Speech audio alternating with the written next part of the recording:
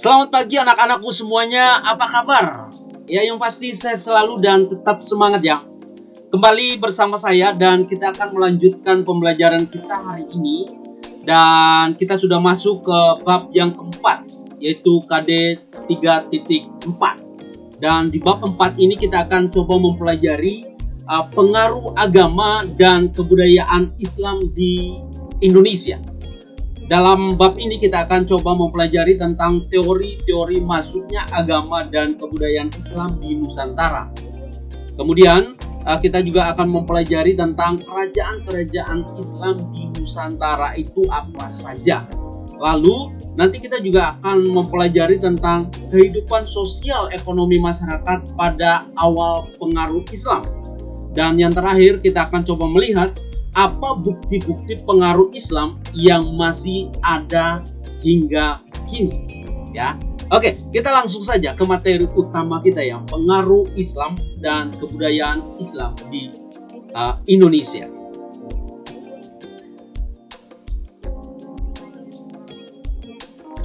Pengaruh agama dan kebudayaan Islam di Indonesia. Kita akan coba mulai dari proses masuk dan berkembangnya Islam di Indonesia. Nah, sekilas tentang agama Islam. Agama Islam lahir di Mekah, Arab Saudi.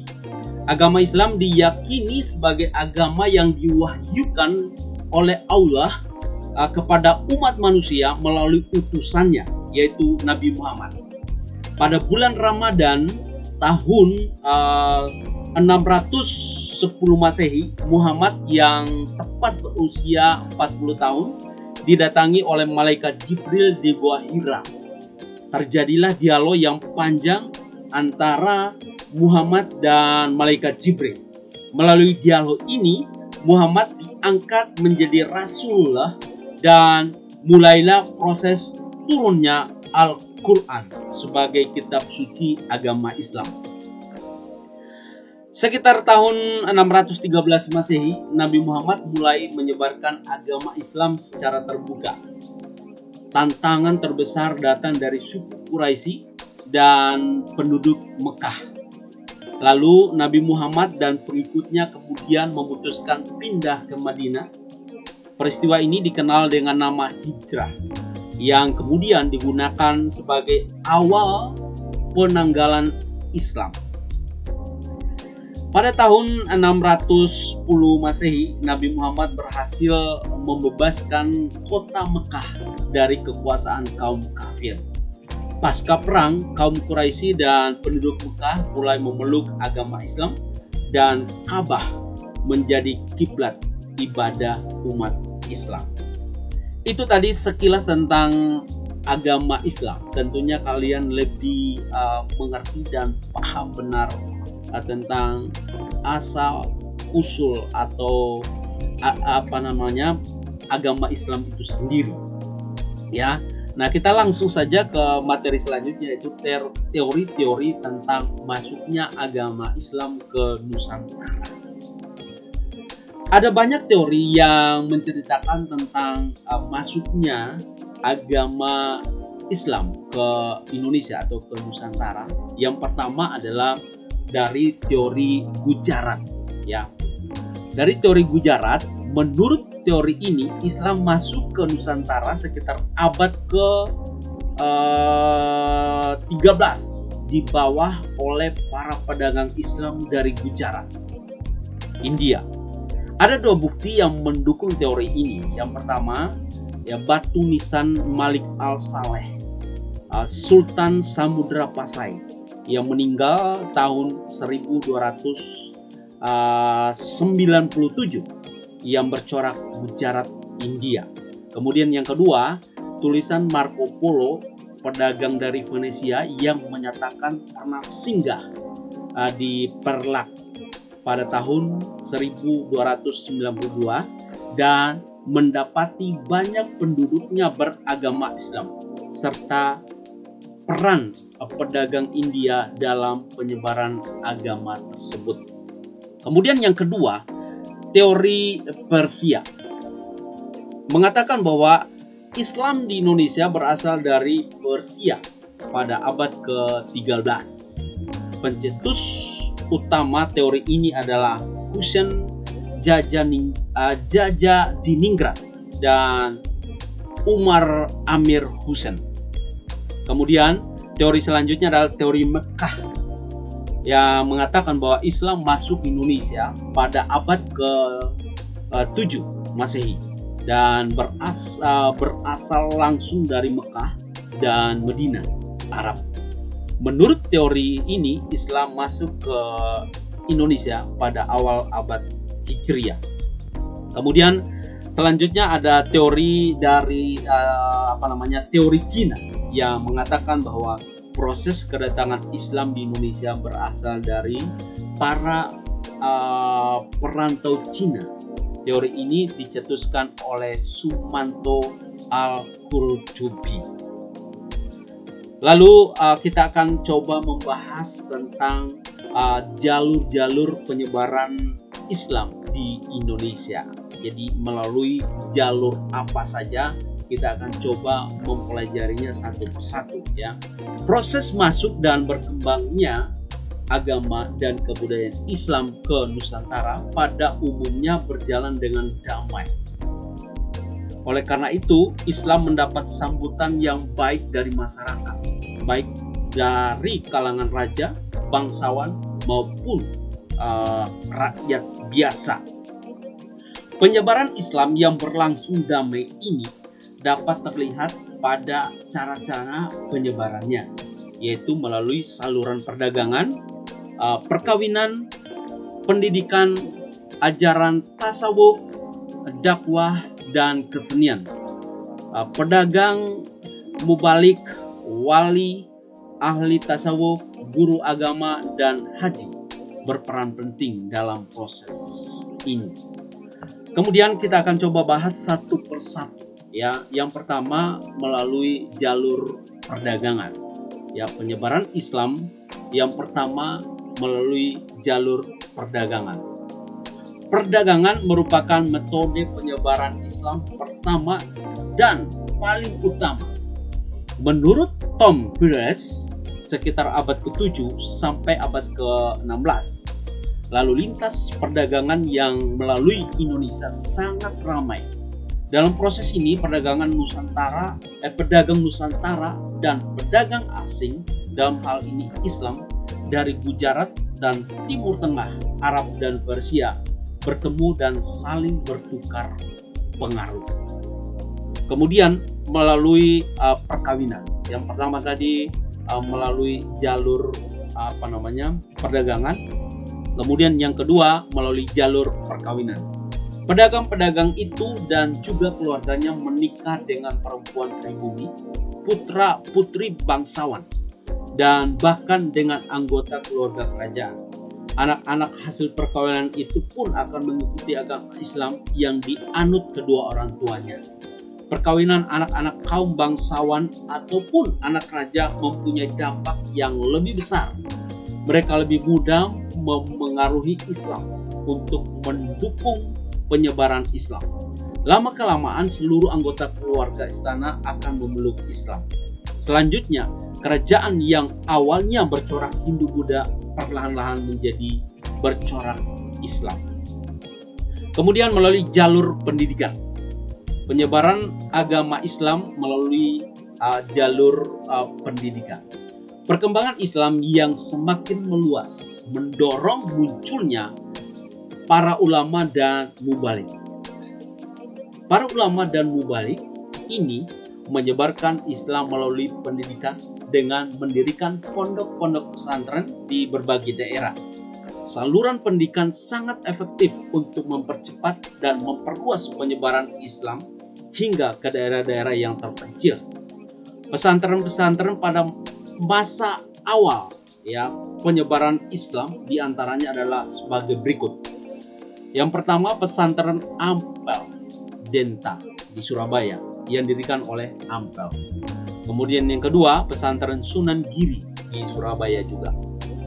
Lalu saluran selanjutnya adalah saluran penyebaran agama Islam atau Islam di Indonesia atau di Nusantara saat itu adalah melalui ajaran tasawuf. Apa itu ajaran tasawuf? Tasawuf adalah ajaran ketuhanan yang telah bercampur dengan mistik atau hal-hal yang bersifat magic. Kata tasawuf sebenarnya berasal dari kata sufi yang berarti kain wol yang terbuat dari bulu domba. Istilah ini muncul karena para ahli tasawuf biasanya memakai jubah yang terbuat dari wol. Ajaran tasawuf diperkirakan masuk Indonesia sekitar abad ke-13, tetapi baru berkembang pesat sekitar abad ke-17. Melalui tasawuf, bentuk Islam yang diperkenalkan menunjukkan kesamaan dengan alam pikiran orang-orang Jawa, Hindu Siwa, dan Buddha. Kemudian melalui saluran dakwah, penyebaran Islam tidak dapat dilepaskan dari peranan para wali. Ada 9 wali yang menyebarkan Islam dengan cara berdakwah. Mereka dikenal telah memiliki ilmu serta penghayatan yang tinggi terhadap Islam. 9 wali ini dikenal dengan nama Wali Songo, yaitu Maulana Malik Ibrahim yang kita kenal dengan nama Sunan Gresik, kemudian Sunan Guru Jati, kemudian Sunan Ampel, kemudian Sunan Giri, Sunan Bonang, Sunan Kudus, Sunan Kalijaga, Sunan Muria, dan Sunan Derajat. Yang keenam adalah melalui saluran kesenian. Ajaran atau agama Islam juga disebarkan melalui kesenian, seperti yang dilakukan oleh Sunan Kalijaga melalui kesenian wayang, Sunan Bonang dengan kesenian gamelan, serta melalui gending, yaitu lagu-lagu yang berisi syair-syair nasihat dan dasar-dasar ajaran Islam. Kesenian yang telah berkembang sebelumnya tidak musnah, tetapi diperkaya dengan seni Islam melalui akulturasi atau pencampuran. Seni sastra juga berkembang pesat dengan banyaknya buku-buku tasawuf, hikayat, dan babat yang disadur ke dalam bahasa Melayu. Itu dia tadi saluran penyebaran Islam ke Nusantara. Kemudian kita akan masuk ke kerajaan-kerajaan Islam di Nusantara atau di Indonesia. Apa saja? Kita coba satu persatu ya. Yang pertama, kerajaan Islam di Indonesia yang pertama adalah Kerajaan Samudra Pasai. Marasilu atau Malik As-Saleh merupakan pendiri Kerajaan Samudra Pasai. Ia memerintah Samudra Pasai pada 1285 sampai 1297. Pada masa pemerintahannya, Sultan Malik Al-Saleh berusaha menjadikan Samudra Pasai sebagai pusat perdagangan dan agama Islam di Sumatera bagian utara. Setelah Sultan Malik Al-Saleh wafat, Kerajaan Samudra Pasai dipimpin oleh Sultan Muhammad Malik Al-Sahir. Ia memerintah Samudra Pasai pada 1297 sampai 1326. Letak Samudra Pasai yang strategis di tepi Selat Malaka memungkinkan Kerajaan Samudra Pasai mengembangkan perekonomian berbasis perdagangan laut. Itu dia, yang pertama kerajaan Islam di Indonesia adalah Kerajaan Samudra Pasai. Kemudian yang kedua adalah kerajaan Islam di Indonesia yang kedua adalah Kerajaan Aceh Darussalam atau Kesultanan Aceh. Nah, kerajaan atau Kesultanan Aceh dari segi politiknya adalah mencapai masa keemasan pada masa pemerintahan Sultan Iskandar Muda. Selama memerintah Sultan Iskandar Muda selalu berseteru dengan Portugis. Dari segi ekonominya, lada merupakan komoditas perdagangan utama dari Aceh. Kemudian kekayaan kerajaan diperoleh dari aktivitas monopoli perdagangan lada di Selat Malaka. Dari segi kehidupan sosialnya, kehidupan masyarakat Aceh diatur berdasarkan hukum dan syariat Islam. Masyarakat Aceh dibagi menjadi dua golongan, yaitu golongan bangsawan bergelar Teuku dan golongan ulama bergelar Tengku. Kerajaan Islam yang kedua adalah Kerajaan Aceh Darussalam. Kemudian kerajaan Islam yang ketiga adalah Kerajaan Demak. Kerajaan Demak didirikan oleh Raden Patah dan menjadi kerajaan Islam pertama di Jawa. Demak terletak di pesisir utara Jawa. Oleh karena itu, perekonomian Demak menitik beratkan pada aktivitas perdagangan maritim dan agraris. Nah, ini adalah Masjid Agung Demak yang merupakan salah satu peninggalan kerajaan Demak yang masih ada sampai saat ini, ya, sampai sekarang. Kemudian yang selanjutnya adalah kerajaan Islam di Indonesia adalah Kerajaan Mataram, ya, Kerajaan Mataram Islam. Kerajaan Mataram Islam didirikan oleh Kiai Ageng Pemanahan pada abad ke-16. Dalam perkembangannya, Mataram Islam berhasil memperluas wilayah seperti pada peta berikut ini.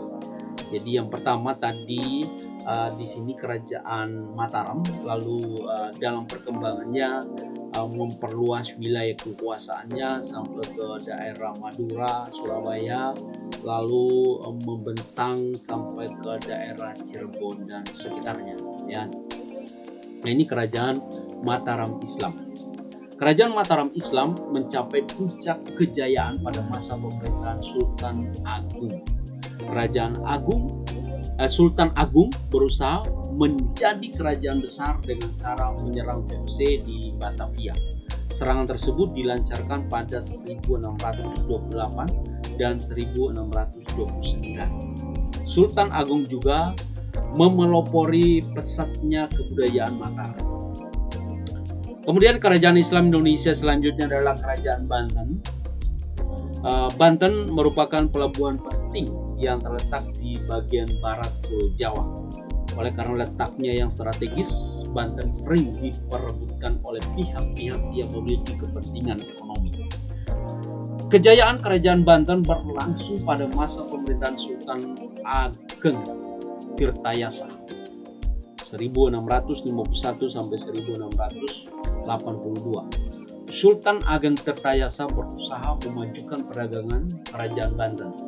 Sultan Ageng Tirtayasa membangun armada laut yang kuat untuk menjaga keamanan di Selat Sunda. Nah, ini adalah ilustrasi suasana perdagangan di Banten pada abad ke-15 kira-kira. Selanjutnya adalah Kerajaan Islam Indonesia yang cukup terkenal juga adalah Kerajaan Banjar. Ya, Kerajaan Banjar kita bisa dapat menemukan keterangannya dari kitab-kitab kuno, yaitu Hikayat Banjar, Kronik Banjarmasin, Sabilul Mutadin, kemudian Paruhunan, ya. Pada abad ke-17, pemerintahan kolonial Belanda mencampuri urusan politik dalam negeri Kerajaan Banjar. Akibatnya terjadi perlawanan yang dipimpin oleh Pangeran Antasari dan Demang Lehman. Nah, ini kira-kira silsilah Kerajaan Banjar. Mulai dari Pangeran Samudra atau Sultan Suryanullah, kemudian selanjutnya Sultan Rahmatullah, lalu dilanjutkan dengan Sultan Hidayatullah, dan dilanjutkan lagi dengan Sultan Mustain Billah. Nah, itu Kerajaan Banjar. Kerajaan Banjar. Selanjutnya kita akan coba mempelajari tentang Kerajaan Islam Indonesia yang juga sangat penting, yaitu Kerajaan Goa Talo. Ya, Kerajaan Islam di Indonesia atau Kerajaan Goa Talo ini dari segi kehidupan politiknya, raja yang sangat terkenal saat itu adalah Raja Sultan Hasanuddin, ya, Sultan Hasanuddin. Nah, Sultan Hasanuddin terlibat konfrontasi dengan VOC. Kerajaan Goa Talo dari kehidupan ekonominya merupakan bandar perdagangan rempah terbesar di Indonesia bagian timur, memiliki hukum perdagangan yang bersifat mengikat. Kemudian kerajaan Gorontalo juga dari kehidupan sosialnya menganut sistem feodal. Rakyat sangat setia terhadap raja. Dan selanjutnya adalah kerajaan Islam di Indonesia, kerajaan Ternate dan Tidore. Dari segi politiknya merupakan dua kerajaan yang sebelumnya bersaingan di daerah Maluku. Kedua kerajaan ini akhirnya bersekutu untuk mengusir Portugis dari Maluku. Kehidupan ekonomi di kerajaan ini adanya persekutuan Uli Siwa dan Uli Lima, yaitu persekutuan dagang 5 saudara ya. Jadi dari beberapa daerah atau pulau sebagai bentuk persaingan. Kemudian Cingkeh dan Pala merupakan komoditas terkenal dari kedua kerajaan ini. Kerajaan Ternate dan Tidore dari kehidupan sosialnya menerapkan syariat Islam dengan melibatkan ulama kerajaan dan menerapkan toleransi terhadap peluk agama selain Islam. Itu dia tadi kerajaan-kerajaan Islam yang pernah ada di Nusantara, yang pernah hidup dan berkembang di Indonesia saat itu. Dan selanjutnya kita akan melihat bukti-bukti pengaruh Islam yang masih ada hingga kini. Apa saja? Nah, tentunya banyak sekali pengaruh atau bukti-bukti dari agama Islam yang ada sampai saat ini. Sama halnya dengan Hindu-Buddha, agama Islam juga dipengaruhi oleh oleh pengaruh dari masa-masa sebelumnya. Agama Hindu dipengaruhi oleh praaksara, lalu agama Islam tentunya tidak lepas dari pengaruh agama Hindu dan Buddha juga. Dan pada masa kedatangan agama Hindu-Buddha, pengaruh agama Hindu-Buddha, kita diperkenalkan dengan yang namanya aksara, ya. Lalu munculnya agama Islam, kita diperkenalkan dengan tulisan bahasa Arab atau tulisan Arab Melayu, gitu ya, atau Arab gundul ya kalau kita sering dengar. Lalu ada juga yang namanya seni kaligrafi atau tulisan indah. Dari bidang sosialnya, sistem kasta yang berlaku pada masa Hindu-Buddha perlahan-lahan mulai menghilang pada saat agama Islam berkembang. Di bidang pemerintahan, yang tadinya raja ya diganti dengan sultan atau kita kenal dengan khalifah. Lalu juga ada yang namanya susuhanan yang kita kenal dengan yang namanya sunan ya. Jadi ada Sunan Kalijaga, Sunan Gunung Jati dan yang lain-lainnya. Dari bidang seni bangunan, kalau di zaman praaksara kita kenal dengan yang namanya pundan berundak. Kemudian di zaman Hindu-Buddha kita kenal dengan yang namanya candi-candi yang dibangun. Pada masa Islam kita mengetahui dan mengenal ya, makam yang dibangun di tempat yang berbukit, mirip dengan konsep pundan berundak juga. Jadi kalau kita perhatikan ya, Hindu-Buddha, pada zaman Hindu-Buddha itu terjadi yang namanya akulturasi juga ya, dari masa praaksara. Lalu pada zaman Islam terjadi percampuran juga atau akulturasi ya, dalam hal ini makam yang dibangun di tempat yang berbukit, mirip dengan konsep Punden Berundak juga ya. Seperti kalau kalian pernah berkunjung ke daerah Cirebon ya, di makam Sunan Gunung Jati dan lain-lainnya, itu kuburan dibangun atau makam dibangun di bukit, di atas bukit ya, dan di lereng-lereng bukit. Di bidang seni rupa kita diperkenalkan dengan istilah atau tulisan ya, kaligrafi, seni kaligrafi atau tulisan indah yang memakai bahasa Arab. Dari segi kesusastraan ya, munculnya karya-karya sastra yang bernuansa Islami. Dari bidang seni pertunjukan ya, Wali Songo memperkenalkan wayang kulit ya, yang tadinya wayang sudah ada atau sudah diperkenalkan pada zaman Hindu-Buddha.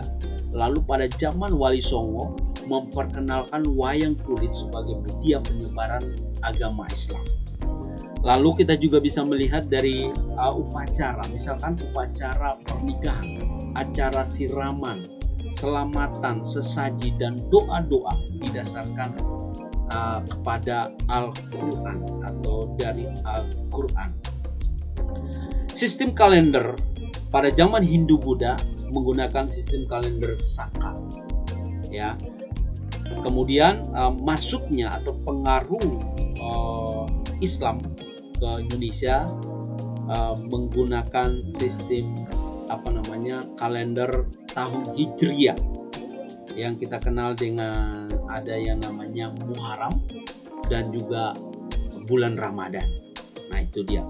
Nah, itu adalah bukti-bukti atau pengaruh agama Islam ya, yang mungkin masih ada sampai saat ini gitu ya. Dan itu terjadi akulturasi atau percampuran ya. Kita lanjutkan. Nah, secara umum pengaruh kebudayaan Islam ya, ini digambarkan seperti berikut ini. Pengaruh kebudayaan Islam di Indonesia, di Nusantara.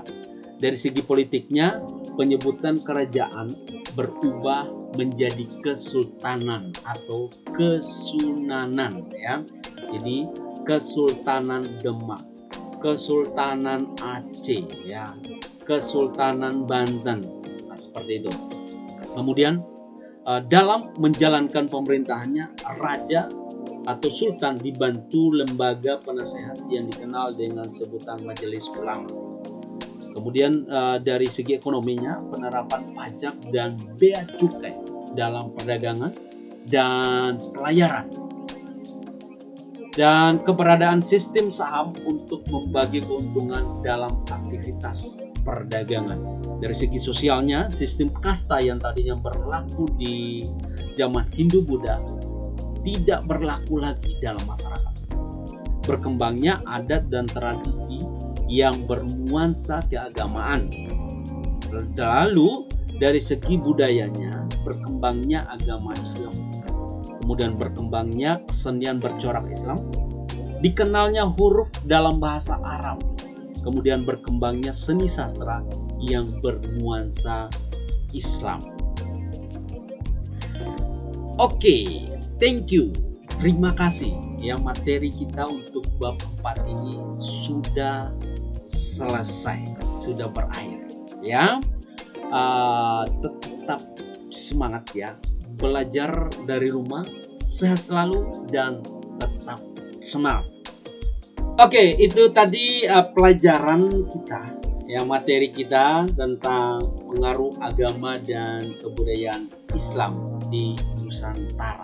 Ya, silakan kalian mempelajari materi ini pelan-pelan ya, catat poin demi poin ya, karena nanti kita akan ulangan harian di pertemuan kita selanjutnya, mungkin minggu depan atau 2 minggu depan ya. Kemudian kalau ada pertanyaan-pertanyaan yang kalian rasa kurang paham atau tidak mengerti, silakan dicatat dan kita akan diskusikan di pertemuan-pertemuan kita secara virtual atau tatap muka melalui Zoom meeting ataupun Google Meet nanti ya.